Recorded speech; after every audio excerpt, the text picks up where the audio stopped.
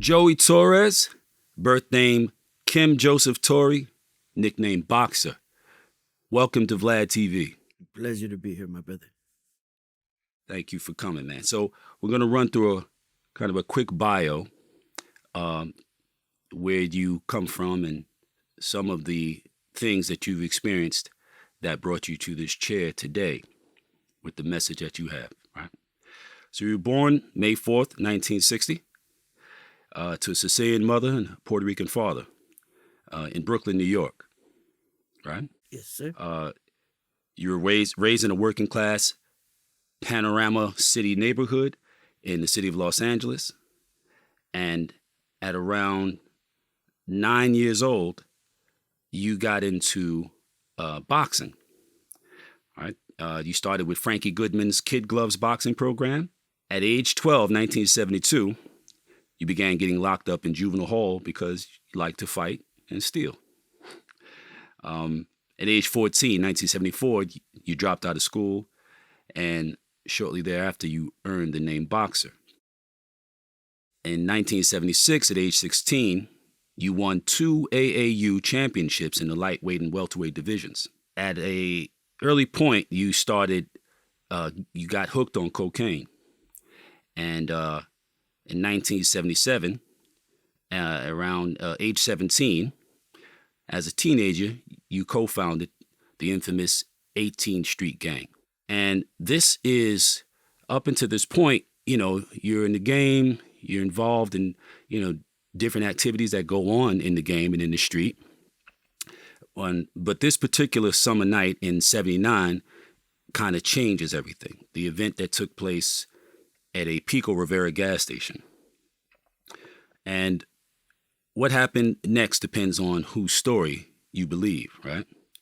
So you had insisted that the attendant, Armando Jasso Cardenas, whom you have given a different name. Like in every instance that I've looked at, you don't call him that. You call him Rivera, right? Jose Luis Ramirez, right? Ramirez, right? Which is interesting. I've never seen that kind of a disparity before. So the story is, your side of the story is, your version of it is that you and Mr. Cardenas, as he is officially known as, deceased, he had been your manager, and he was supposed to be keeping some money for you from different fights or whatever. You went to see him, and he had squandered the money or whatever have you. Y'all got into a thing. He pulled out a pistol, according to your version of the story, and one shot, y'all struggled. One shot was let off. Bang. He got hit, and he ended up dying. And then when the police come, they find his body near an open safe and determine that a little over $300 had been taken out the safe. So at some point, there is, the investigation, and they go looking for whoever did this, and they come upon, in your neighborhood, they come upon a neighbor who claims that they had sold you a small caliber handgun, 25 caliber handgun. And somehow it was determined, I don't know whether they ever got that gun, but it was determined that you had used a small caliber handgun. And then you went on the run for a minute. You went down to New Orleans, and for whatever reason, you come back, and they catch you. They catch you, they lock you up, they charge you, and someone at some point convinces you to take this plead guilty. And then, they tell you plead guilty, you'll be out. You're like 17, going on 18. They tell you, if you plead guilty, and you'll be out in 2 to 3 years, going to send you to youth authority and not send you to an actual adult prison and charge you as an adult. So 2 to 3 years, you'll be out, and, why take a chance at going to jail for the rest of your life? So you take that deal, and you go to youth authority, and you're expecting that you will, do your time there, get out, go about your business. But then something happens, and I don't know if I could really say that it happened, but a narrative is created. And that narrative ends up, and I want you to speak on that when, we get to your point. Now, that narrative ends up being something that changes your status, and you're brought back into court. This occurs at UA, and then you're brought back into court, and the judge then gives you the time that you would have gotten had you been charged as an adult in this instance in which you had pled guilty to, the charge, the first degree murder charge that you pled guilty to in order to get the deal. When you first were told, look, you're going to prison, you tried to bring a gun in jail, you're going to prison. What were your thoughts? That you were a pretty tough kid. You've been through a lot already, a lot of fights, a lot of violence. You're getting high. What was your first thought when they said, hey, you're going to the big house, bro. You're going to the adult prison. What were your first thoughts? Well, you have to go back just a little bit, because when I was... We're going to go through all of it. When I was in the youth authority facility, I was so close to going home that I was working at Denny's in the Port of Stockton as a busboy. I would leave the youth authority every morning at 7 o'clock. Then they would drive me and 3 other kids down to Denny's to work. So I was on a work release program.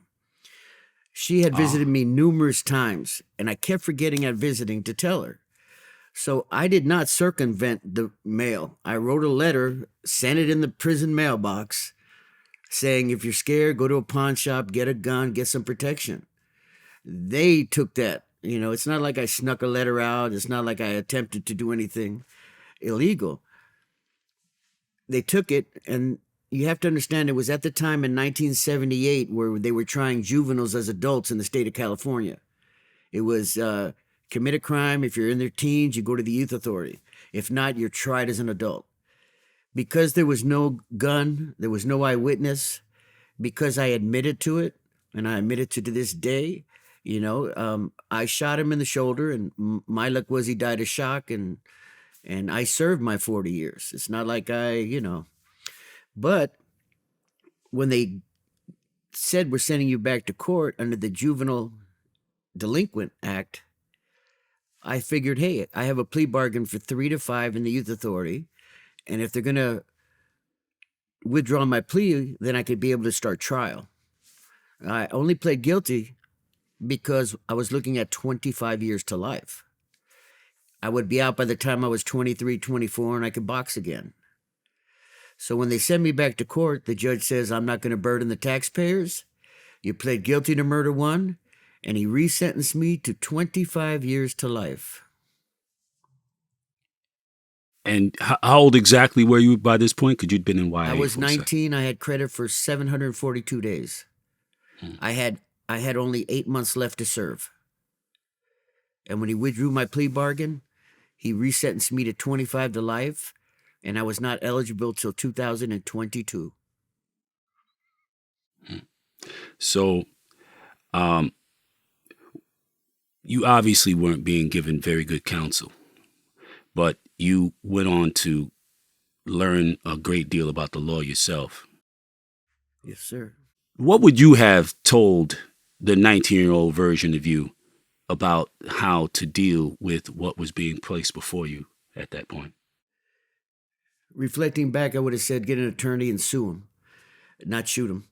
I always say that, the worst thing you could do is kill somebody.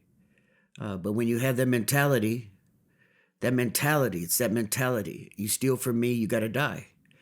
And I had that mentality. I hold nothing. They could say anything they want to say, but you have a dead human being, and I was the cause for it. So I take all full responsibility.